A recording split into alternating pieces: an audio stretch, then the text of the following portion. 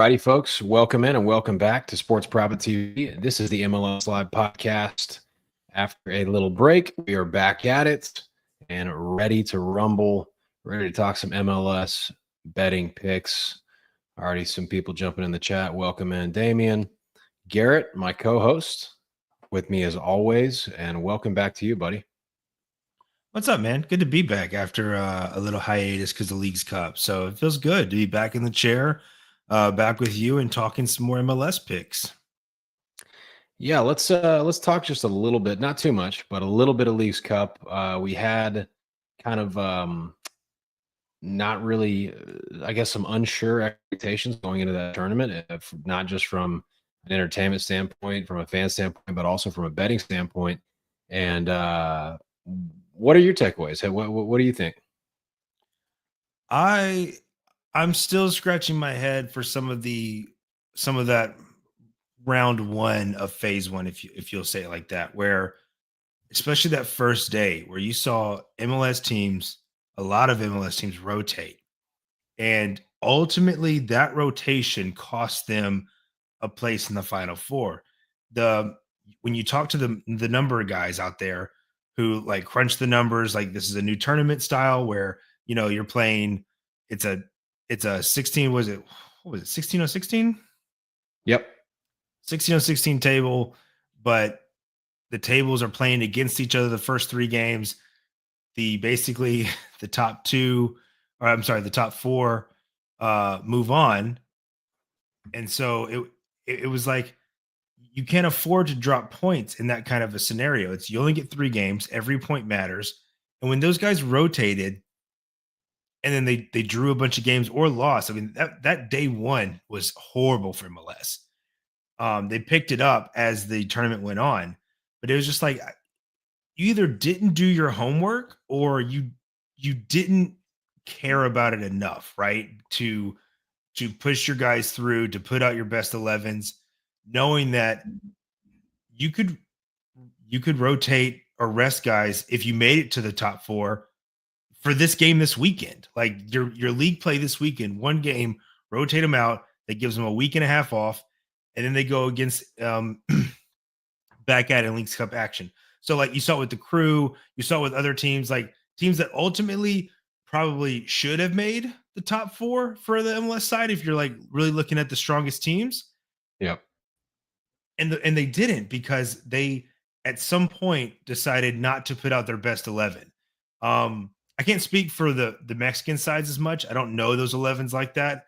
But I did not feel, at least while teams were still in it, that there was as much rotation from Liga MX sides as there was from MLS. I think there was a little bit of from Liga MX. They wanted to kind of prove themselves a little bit after kind of a lackluster performance last season, or last Leagues Cup, I guess. From a betting standpoint, man, if you're an overs better, a lot of fun. I mean, it's tons and tons and tons of goals, even with the rotation. It was reminiscent of year one. In fact, there were probably more goals. I haven't looked, but there were probably more goals in this round than any other round of Leagues Cup far. So, that was fun. But yeah, it was interesting. I mean, yeah, we saw NYC rotate right out of the gate, and that cost them. LAFC did some of that. It was weird. It was kind of weird, but I mean, I get it. Like, it doesn't bother me that the teams don't care too much about those games. To be honest, I'd rather see them prioritize other tournaments, to be honest, but it is what it is.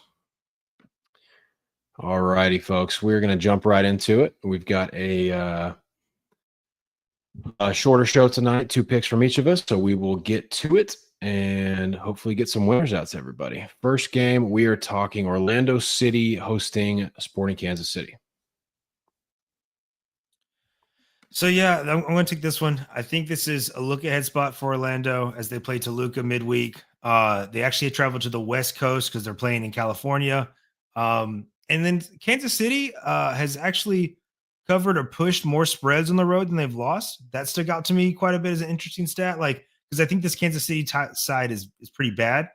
And so the fact that they've covered more spreads on the road is interesting when they've been, you're going to be a dog on the road, especially if you're KC. So we're going to go with the under 3.5 here when I was initially looking at the plus 1.5 for Kansas City.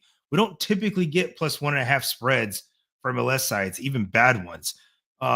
So when that got hung out there, I was tempted, but KC's attack doesn't scare me, right? Like, and so if I'm already leaning the plus 1.5, then the under 3.5 just makes more sense here, considering that KC don't get blown out on the road. We talked about how they've been covering spreads. In fact, the under 3.5 has come in at almost 70% of their road games. They just don't give up a lot of goals on the road. Cesar Rojo for Orlando is suspended. He's the metronome guy. He gets more touches on this team than anyone else. And so when he's going to be out, it's a look ahead spot for Orlando. I'm not saying they rotate, but like these guys are clearly, I think, going to be, especially with a bad team in Kansas City coming in, clearly going to be focused on Toluca coming up midweek, one of the better Liga MX sides out there. I was surprised the total was this high still. I expected it to come down. I did not think this would be playable when I first looked over these lines earlier in the week. And it's just hung out. And so at 3.5, I'm going to grab that. When I think Orlando comes out, they might be a little flat, like I said, with the look ahead. And Kansas City just doesn't get stomped on the road. It's not something they do this season.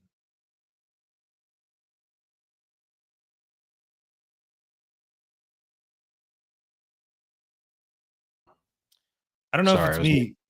There you go. Okay. Yeah, I was muted. I'm with you on this one. I think this total is a tick too high. I could see 3 here being reasonable, and I could see the game landing on 3. It would shock me, right? I think 3.5 is a bit much. So I like this. 3.5 is, it's actually just, it's kind of a little bit crazy that the under 3.5 is this playable. I had this circled, like I said, earlier in the week. I just did not think it would stay here by the time we got to the show, because I like to give you plays and prices that you can actually play, right? So we usually talk about the plays a couple hours before the show about what we're actually going to push through, because we want to give you plays that you actually see when you go to the books, not like something that was hung up a week ago and now we're touting. So I was shocked. And so I'm absolutely going to be on this under. This actually makes it, I think, tied for, or the highest, depending on the book, highest price total of the week, even higher than San Jose and San Diego. I think 100%. It's super high, which is crazy because San Jose and San Diego is, that total is where it should be in San Jose. Miami and Galaxy are the same at under 3.5. They're about the same. Their under is minus 120 as well. So they're around the same price, which again, that one's a little shocker to me too, considering both those teams have big games midweek. So I wasn't brave enough to put that in the show, but that total I think might be a little high as well. Hey, I gotta shout out my guy Kent. My guy Kent in the building. Good to see you, buddy. Thanks for tuning in. But I'm with you here. I think, like I said, I think it's a tick too high. So I have no issue with that. Love the look ahead aspect of this as well. Could even see some rotation from Orlando City. So I like it. Nice way to start the show off here. All right. Moving on to NYCFC and your boys, Nashville SC. Keeping it simple here. I'm going to take the over 2.5. It's pretty much pick 'em price, minus 110 on both sides of the number here. So I'll gladly take the over. Nashville still very tip top in the league as far as expected goals. That attack has been fantastic all season. NYCFC, one of those teams that rotated during League's Cup, and so they should not have any issues as far as being fresh for this one. They also had their game against Columbus postponed, so they should be full strength 11. Nashville, they've been a pretty good overs team, and they've had some reasonably priced deals this season. I did back St. Louis City to score a goal in the first half last week, which worked out, which was nice. But I'm not really playing a side here. I'm taking goals. Even in that game that Nashville scored 1 goal, they created 2.21 expected goals on the road. Should be healthy for the most part. Surge has been doing what Surge does. Hanny's still super dangerous. So I like this. I'll take goals here. I don't really necessarily see why we wouldn't see goals. I mean, I know it's a Yankee Stadium. It's a little bit more compressed, but still, I think we get goals. What do you think about this one, Garrett? I'm a big NYC fan ever since they got a 10. We said they need that 10, somebody to pull the strings. Maxi's not it anymore, right? Like club legend, but not that guy anymore. And I've really liked what Fernandez has looked like so far. Like he might be like the piece they need. And so we know they can score with Martinez. I mean, Nashville looked really, really bad last game. Really bad. Just a dud. Like, I don't know what it was having the weeks off during Leagues Cup where they didn't do much. I mean, they played Aston Villa in a preseason friendly, but like didn't really do a lot else. They just came out super flat. Got one late. So if you needed Nashville in that game for both teams to score or something like that, they helped you out there. I don't know why the total is 2.5. It's at Yankee Stadium. I get, and it's the 4:00 game. It's an earlier Sunday game. I'm not a huge fan of like early weekend games, but this isn't like your typical early game that's like noon, 1:00 that we see sometimes where it's just teams are totally thrown off. So yeah, I don't know why it's 2.5, but I do like this total. And I think both teams to score is probably a little juiced with it being 2.5. Yeah. But I like both teams to score here. I think you're looking at 2-1, 2-2, something like that. I lean NYC just because Nashville hasn't been super clean on the road, but I think both teams are going to contribute here. Yeah, I'm with you. I don't really get the number. I mean, 2.75 would have made some sense. Would have been shocked to see that 2.5 is low for me. And both of these teams can score. Like you said, Nico Fernandez looked really good so far for NYC. So should be all things go here. All righty. Moving on to the next one. And this is one I had written down in my lean. So I'm excited to hear you give us the rundown on this game. Yeah, so it's rare that I just take a team straight up. And so I'm going to take a Charlotte money line here. They're at home. RSL is going to be without their best player in Diego Luna.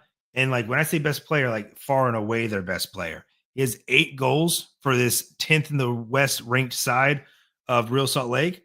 The next player on the team in order of how many goals scored has 3.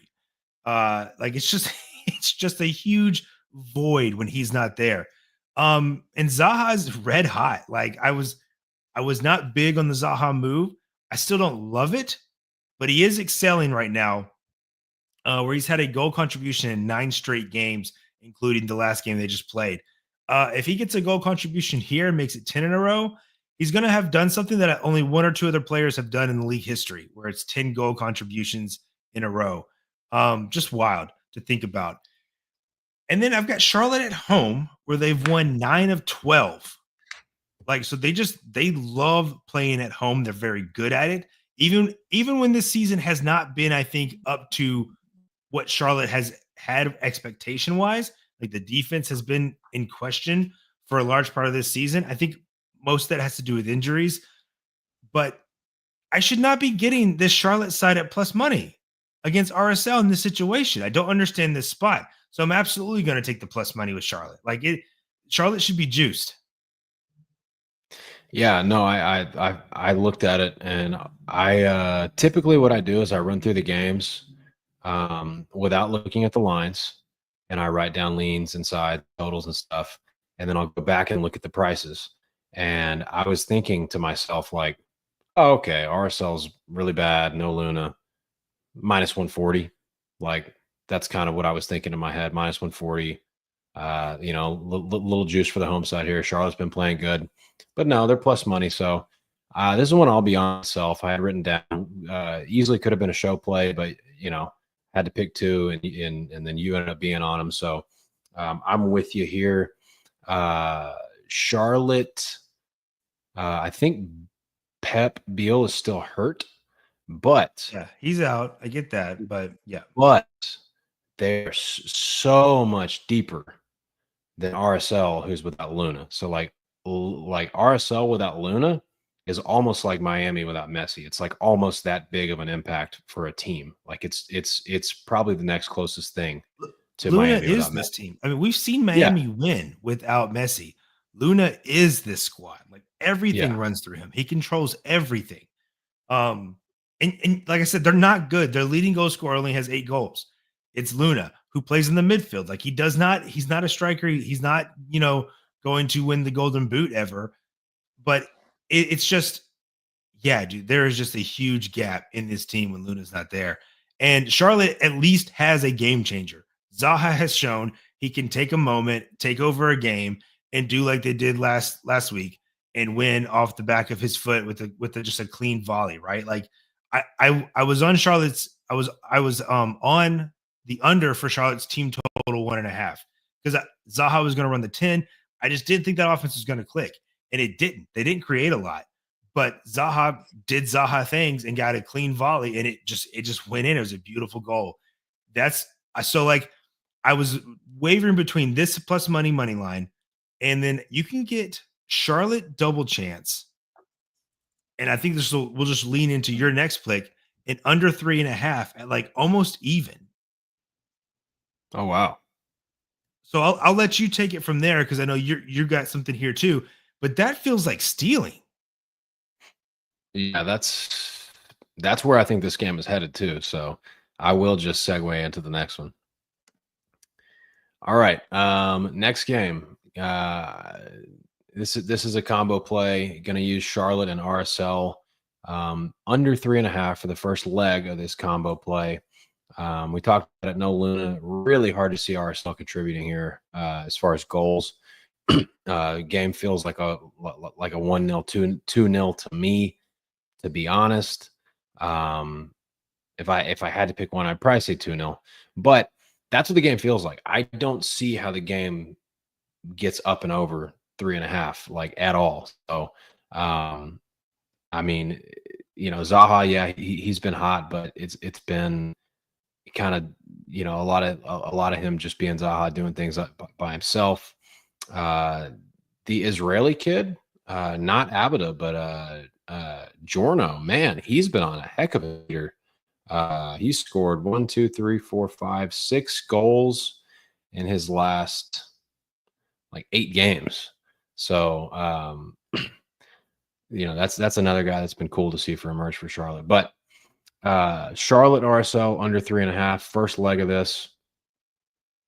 Then I'm combining that with the Revs, who just cannot figure out defense, and LAFC, both teams to score. Squishing those two together, combo play for plus 144. I really like the Revs and LAFC, both teams to score. Thought Son that came in and debuted last week for LAFC against Chicago. I thought he looked really good. I thought that he fit exactly what they want him to be for LAFC. I think he's doing exactly what they needed in that system. If they could somehow keep Boanga there, it's good. LAFC is automatically a contender. I think that the way they play and everything, I think it's just a perfect fit. So, whether he was worth 25 mil or whatever they paid for him, that's a whole different thing. Obviously, you have, the outside of, the off the pitch stuff that's going to be huge. He wants to throw out first pitches at the Dodger game and all kinds of stuff like that. So, I mean, it's going to be a big deal for the city in general. It already is a big deal, right? But on the field, I think he's a perfect fit. I think he upgrades them. And I think them and their goals, I think their attack, I think we're going to be able to back them. Team totals, both teams to score, stuff like that situationally. And I think this is a good spot. I think New England should score at home, and I think LAFC should score on the road. So put these two together, get plus 144. Yeah, I dig this.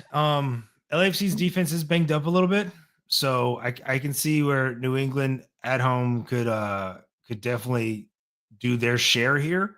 And I agree with you. Like we knew Son was going to be the 9, um, and he did. He looked good. I mean, like, but I'm not even gonna say he was bad last year at Spurs. He still had 22 goal contributions, like at Tottenham. Like it, Yeah. he's just 32, 33 years old, and he's gonna look like it. But he's so smart, dude, that like that penalty he drew was just him just manipulating the ball away from the defender at like the last second.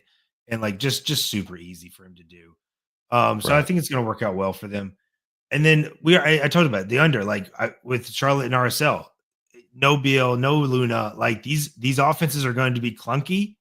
And so yeah, the under 3.5 is a solid look here too. This is excellent for this kind of price at plus money.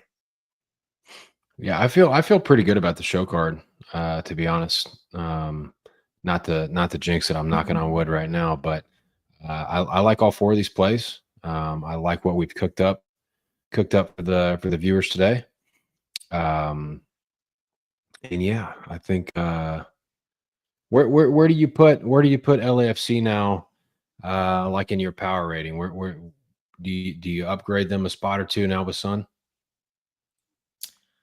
I want to look at the West here real quick. Like, so you still got San Diego just doing expansion side things, which just seems to be what MLS sides do now, right? Like, Right. which of course, if you're paying that kind of money to come into the league, you're gonna want to build a good team instantly. Um, yeah, it. I mean, they're up there, dude. Like they're right now they're sitting 5th in the West. I don't think they're any lower than that. Like Vancouver is defying the odds with these injuries and stuff and still hanging around. I still think Minnesota's good. Seattle, I mean, Seattle looks strong right now. I don't like how that team is built. I've said that before, but It's they look weird. strong right now. Um, they're definitely going to vie for League's Cup, like actually winning it. So if it's me, I'm probably putting Los Angeles at 3 right now. In the West, like when it's all said and done. The problem is they've pulled the trigger here, right? But they are 12 points outside of first in the West. Okay. Now they've what is it, 36 games, and so they have what 13 games left, but I think only like 4 of those are at home. So they've got a lot of road games here to end the season where they've got to pick up 3 points continuously. So I don't know if they're going to be able to finish where they want to where they're going to have home field advantage, for a majority of the playoffs. We'll have to see. Right. Yeah, that's crazy though. I was just looking at the some teams only have 8 matches left before playoffs, which is just nuts. It feels like it's flown by, but um Yeah, there's 34 Sa- games. Sorry, not 36. Yeah, no. I mean, we're approaching it, man. Like we're getting down to the final business, which is why you're seeing more wheeling and dealing made. You've got teams who know they're out of it. They're done, man. They're cashing out. You've got teams who are vying and trying to keep going. I mean, Chicago brought in another player from Porto. Like there's guys making moves to try to make stuff happen. I mean, we saw what Toronto did. Now, Toronto, I mean, their season is pretty much washed, but like to be able to get Mihailovic from the Rapids, that that is a good step in the right direction, right? You're actually now trying to look like you're building an MLS side who wants to compete instead of I don't know, man, like what they were doing with the Italians. Like I guess it was a good idea, like in the air, but like that never landed. how do you anticipate Thomas Mueller fitting in Vancouver? I think they're just gonna let him do his thing. Like I mean, this is a guy who invented his own position. Like, like he's just gonna go do his thing, man. When it's all said and done, and Gald's back and healthy, like that's a really good attack in midfield. Like that's really good. Um, so yeah, I think he's gonna actually fit Vancouver very, very well. Yeah, I'm excited to see that. I think Vancouver gets back to a point where they could potentially get on a roll again here once they get all that worked out. But all righty, folks. It looks like it's going to come down to a 3-team race for the Supporters Shield here. We talked about a lot of games. A lot of teams only have 8 games left. You got Philadelphia sitting on 51, Cincinnati at 49, and San Diego at 49. So, well, Nashville's right there. Interesting finish to the season. Oh no, Nashville's lost. They're at 47, but that loss last week that pretty much knocked them out of contention, in my opinion. Look at the schedule. Oh, they don't have an easy schedule either. No, that's what I'm saying. Like that, it's done. Okay, I mean, you sound like like a fan would sound, but yeah, it's fair though. It's fair. They do have a tough schedule. All righty. Well, folks, as always, we greatly appreciate you guys tuning in. Like the video. Follow us on Twitter at MLSLIVE Podcast. We are still let's see here. Let me just pull this up real quick. We've still got guys in the running for the Golden Boot. Just something to keep an eye on. We are still got Sam Surge tied for the current lead. If Messi will settle down, maybe take a vacation to the Bahamas or something. Take that ticket in a dark corner somewhere and just be surprised if somehow it catches at the end of the season, because Messi's coming, dude. There's no stopping that. Fair enough. Makes me sad. We'll see. I don't know. We got some Gold Cup magic up our sleeve, so we'll see. But some Golden Boot magic.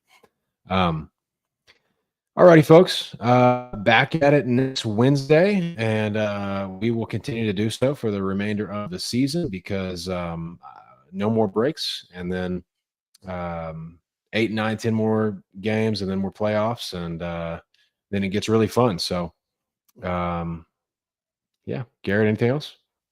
No, like Cooper said, thank you so much for the support. We love when you tune into the videos and interact with us on X or here in the comment section. And as always, best of luck to whatever you're on. See you guys next week.